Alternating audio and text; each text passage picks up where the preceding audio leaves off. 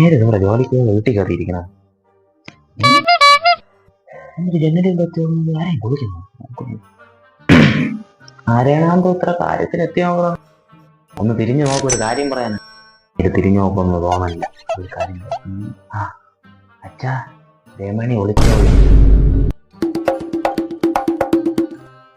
ഞാൻ ഇവിടെ വെള്ളം കിട്ടാതെ പിടച്ചു വിടുന്നാലും അങ്ങേര് നോക്കില്ല. രമണി നോക്കുമ്പോ സ്ലോ മോഷൻ. മോന്ത കാണാൻ എനിക്ക് താല്പര്യമില്ല, അതാണ് ഞാൻ തിരിഞ്ഞു.